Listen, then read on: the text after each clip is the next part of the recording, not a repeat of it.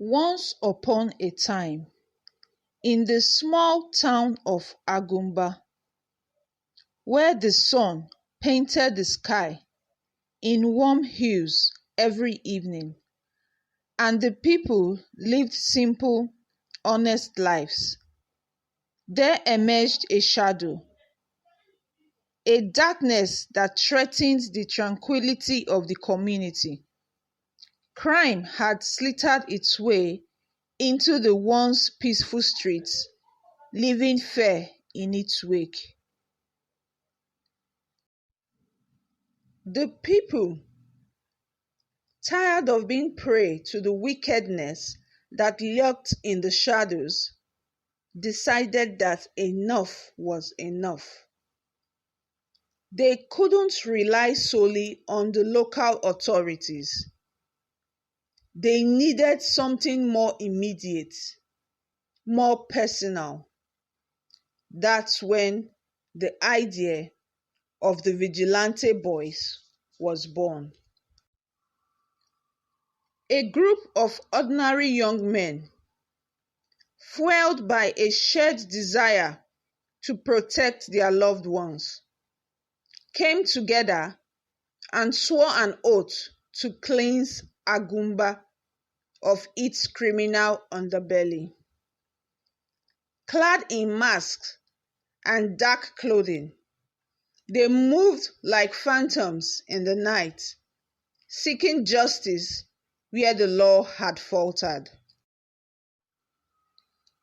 One cool evening, the Vigilante Boys received a tip about a man involved in the kidnapping of young girls.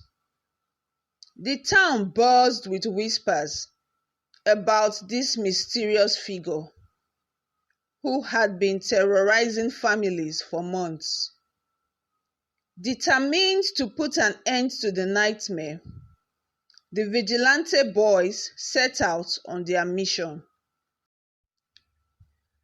As they steadily patrolled the dimly lit streets, their eyes sharp and senses heightened, they stumbled upon a shadowy figure in the act of luring a young girl into a dark alley. With swift and silent coordination, the Vigilante Boys surrounded the culprit. "What are you doing here?" demanded the leader of the Vigilante Boys, his voice disguised by the mask he wore. The captured man trembled, realizing that his dark secrets had finally caught up with him. Under the pressure of the Vigilante Boys' stern interrogation, he broke down and confessed to his heinous crimes. "I was hired by a wealthy man in this town," he stammered, fear etched across his face. "He wanted young girls for some twisted reasons." The revelation sent shockwaves through the Vigilante Boys.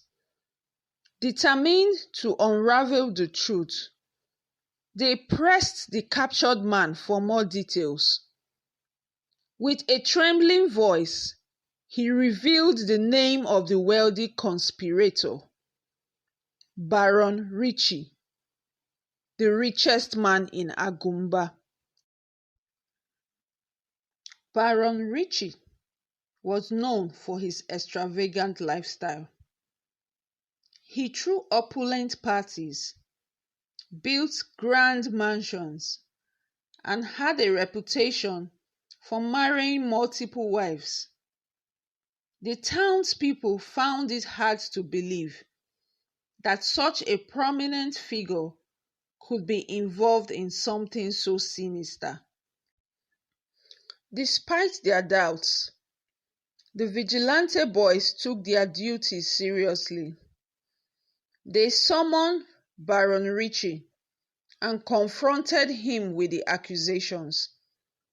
The town gathered to witness the unfolding drama, anxious to see if their suspicions were true. Baron Ritchie, adorned in his finest attire, arrived at the meeting place with an air of arrogance. "I swear on my wealth and reputation, I have nothing to do with these accusations. I am innocent," he proclaimed, his voice echoing through the crowd. The townspeople, bound by tradition, decided to subject Baron Ritchie to the ancient oath of truth. In the presence of the town elders and the Vigilante Boys, Baron Ritchie raised his hand and solemnly swore to the gods that he was innocent. Months passed, and Agumba seemed to regain a sense of calm. The Vigilante Boys continued their watchful eyes, ensuring the safety of the townspeople. However, the tranquility was short-lived. One fateful day, news spread like wildfire. Baron Ritchie has fallen gravely ill. The once mighty man, who revelled in his riches and excesses, was now bedridden, his health deteriorating rapidly. The town couldn't help but connect the dots, questioning if divine justice was at play. As Baron Ritchie lay on his deathbed, haunted by the shadows of his alleged sins, the Vigilante Boys felt a mixture of vindication and disbelief. Could their oath have had such profound consequences? The town, torn between skepticism and a newfound belief in the supernatural, witnessed the demise of Baron Ritchie. When he finally drew his last breath, the Vigilante Boys knew that the balance between right and wrong had been restored. In accordance with ancient customs, Baron Ritchie's body was taken to the edge of the evil forest, a place shrouded in mystery and superstition. Elders, led by the Vigilante Boys, performed the ritual to ensure that the darkness that once tainted their town would be confined to the depths of the forest. As the sun dipped below the horizon, casting long shadows across the land, the people of Agumba gathered to witness the end of a chapter.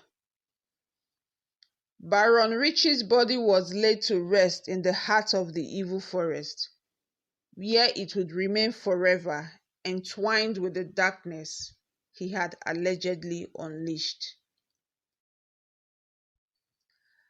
Agumba, though scared by the events that transpired, began to heal. The Vigilante Boys continued their watch, ensuring that justice prevailed in their town. The story of Baron Ritchie served as a cautionary tale, a reminder that even the mighty could be held accountable for their actions. And so, the small town of Agumba learned that heroes could emerge from the most unexpected places. Ordinary individuals, driven by a sense of duty and a commitment to the well-being of their community. The legend of the Vigilante Boys lived on, a beacon of hope in the hearts of those who believed in the power of justice, even in the face of darkness.